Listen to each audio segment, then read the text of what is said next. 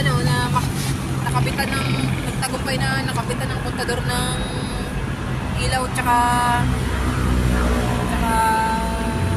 kontador ng tubig yung bahay namin dyan sa Palmera, Celerina, Caloocan. Katapos, lumabas yung kaibigan ko, kababata ako. Inutusan na nanay niya bumili ng ano, ng, di ba sinabi ko, nakwento ko na rin. Ganun yung nangyari. Eh, 3 minuto, takot yung nanay niya kasi kung ano daw yung naririnig sa isip. Pati ako nahawa, nagka-hypertension ako. Tapos, naganyan ko yung kaibigan ko, kababata ako. Eh, anong nangyari sa bahay niyo ngayon? Wala pa rin? Wala pa rin? Wala na, ganyan na yung kulay, iba na eh. Ah, iba na yung kulay yung bahay niyo? Oo, naging itim na yung dingding. Tapos yung pinagbantay na kapatid, alak ng kapatid ko na pinagbantay. Ano na po siya, yung parang nasarapan silang mamuhay doon. Eh, wala rin contact. Hindi ko rin ma-chat. Lalo na yung kapatid ko ba, tsaka yung nanay ko, hindi ko alam kung nandiyan pa sa Kingston 1. Huling-huling kita ko, hinatid siya eh. Kasi doon sa Kingston 1, meron nang aawa yung mga bakla. No. Tapos napaawa yung nanay ko sa kapitbahay namin babae. May Kingston 1, sa may Mabang Street dyan, sa Pine Street ba yun? Oo, Pine Street. Ano, Pine Street, Kingston 1, Subdivision, Bagumbong, Caloocan City. Paaway, tapos sa ako yung tumulong, lumipat kami sa bahay ng teacher ko dahil sabi ko mangupahan tayo sa kinausap ko yung teacher ko na kung pwedeng mangupahan doon.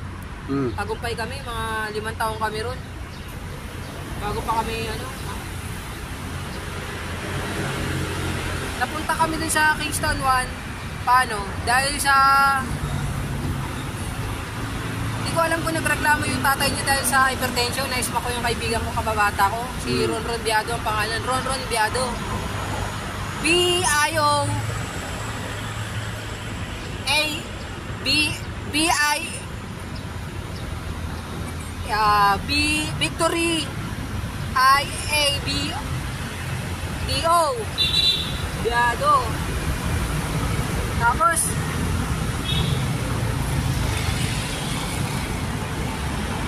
eh, ano na nangyari? Ano na nangyari?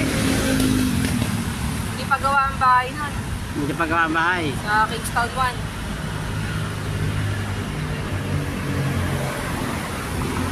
Yung gamot mo, yung ano Ben, yung sugat mo Ben sa paa, anong ginamot mo dyan? Ha? Anong ginamot mo dyan? Kinain ko ng langaw. May butas niya na. Yan ang kinain ng langaw. Kaya nga, kinain na lang yung yung sugat. Okay, nakita kami si Alvin dito. Natsimpuan ang nakita kami pero wala akong dalang pagkain kasi emergency ang punta ko dito. Pero kumain naman daw siya. Kumain ka na Ben ano? Kumain naman daw si Alvin. Ano yun, fried rice yung ano niya, fried chicken. Fried chicken daw yung kinain niya. Pero kasi nga kahapon, umuulan kahapon, di ba? Umuulan kahapon Ben, di ba? Wala ka kahapon eh. No. Baka bukas na siguro kung di ako makabalik mamaya, bukas na siguro. Wala din akong kinain sa bahay. Kaya bukas na lang siguro. Mag-adobo na lang ako ng yung kangkong para lang may pagkain si Alvin. Kumakain ang kangkong Ben, di ba? Oo, kumakain naman si Alvin ng kangkong daw, adobo. Adobong kangkong na may tukwa, sarap yun, Kasi ilagay lang ko lang sa plastic bin, Kasi yung baunan, wala na akong baunan eh. Nauubos na yung baunan ko, guys. Kaya plastic na lang siguro, ilagay ko na lang sa plastic, tapos may kutsara. Tama na siguro yun. Nanay ko, hindi ko alam kung nasa Kingston 1 po. Baka wala na yung nanay mo doon. Doon nagkaroon na daan. Pinatay na yata doon. Ha? Pinatay na yata doon yun. Sino? Nanay ko. Hindi naman siguro. Huwag ko na siguro. Awa ng Diyos. Oo, hindi naman siguro. Ay guys, yung bahay daw nila guys, ibang kulay na daw. Kulay gray na yung bahay nila. Kaya si Alvin nung kasagsagan ng ulan, kahapon, nandun daw siya sa likod. May kubo naman daw doon. Doon siya naman malagi. Pero ngayon, nagbibilad siya ng nagbilad daw siya ng damit. Nandun, no, sa may damuhan. Nandun sa may damuhan na yun, no. Doon niya binilad yung yung damit. Yan si Alvin, no, pumapayat na si Alvin, no, lalong pumapayat na, oh. Yung kapatid Robin, wala pa rin din. Wala pa rin po eh. Ayan, si Alvin, oh. Kailangan na talaga ni Alvin guys, may kausap. Pero wala kang kausap lagi, Ben? Wala, lagi lang po akong Doon lang ako. Diyan sa may damuhan. Nagalit yung lalaki niya. Ha? Nagalit. Sino lalaki? Yung kapatid ni Kuya Martin. Nagagalit? Oo, yung kapatid niyang lalaki. Bakit? Sabi niya ganyan. Bakit? Sino ka ba para tumutok niya sa sa diyan daw. Kuya Joseph. Kalsada po ito, kalsada. Eh, anong ginawa mo nung nagalit? Hindi ko naman siya pinansin kasi kala ko papatayin ako, gano'n.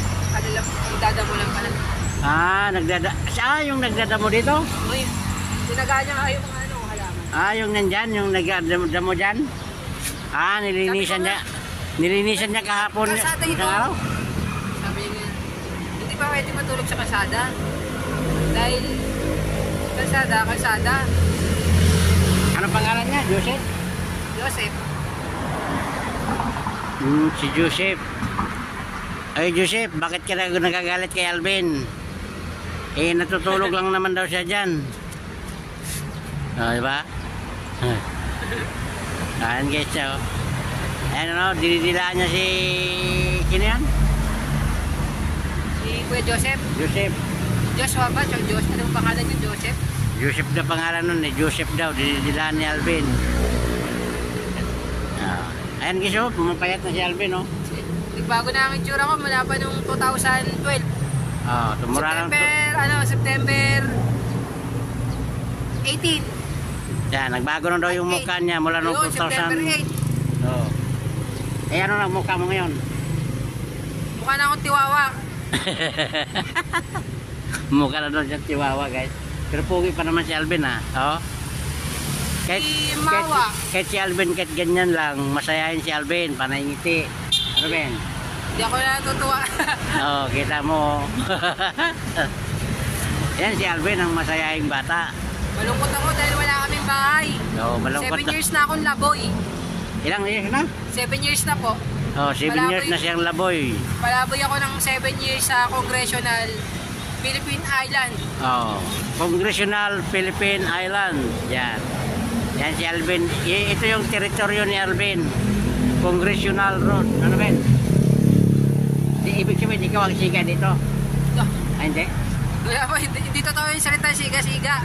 Hindi daw. Huwag kayong maniniwala doon. Huwag ka daw maniniwala sa mga ganon. Dalawa na naman siga, Ben, ano? Ay guys, si Alvin guys, Si Alvin guys, masayahin, panayngiti na lang si Alvin. Maya guys, pupunta doon sa taas, magwawalis. Tapos binibigyan siya ng pagkain ng mga tindahan doon sa taas. Binibigyan siya ng pagkain doon guys, Ayan. Siguro bukas na, pagbalik ko bukas, magdala ko ng kanin, saka kahit adobong kangkong lang. Saka tokwat baboy. Kumakain ka ng tinapay, Ben? Ha? Sana pag napanood yung video na yan, tulungan nyo ako na makauwi sa ibang bansa sa piling ng tatay ko at nanay ko kung sino ang nagsilang sa akin. Kasi, saan bansa, Ben? Saan bansa ba? Paris po siya, sa Paris Isla. Karamihan po sa mga Amerikano, tsaka sa mga taga-ibang bansa, pag wala silang pamasahe pang kuha ng passport sa airplano, ginagawa nila, pupunta sila sa dagat. Lumalangoy lang, papunta doon sa ibang bansa. Malapit lang. Nilalangoy lang pala guys yung yung nanabagan si Alvin sa nanay niya. Kung sino man ang nagpaanak raw sa kanya, yung taga-ibang bansa. Pupunta daw, susunduin niyo si Alvin dito, galing sa ibang bansa, sa Paris. Lalangoy lang daw. Para mabilis daw yung maglalangoy na lang para mabilis. Hindi ba pwede mag-replano sila? Hindi, pag wala po silang pamasahe, ang gawin nila, maghanap sila ng mga madadaanan patungo sa dagat o kaya mag-outing sila. Ayun. Tapos pagkatapos yung mag-outing, punta kayo sa may gilid ng dagat, lumangoy ka. Pag ikaw kinain ng pating, hindi mo mahalata. Kasi kinain ka na ng pating. Kala mo po, kapapatay ka na pala. Medyo ko lang po. Ayun lang daw. Basta dagat lang dadaanan mo. Ayun, dagat lang daw ang dadaanan nyo guys.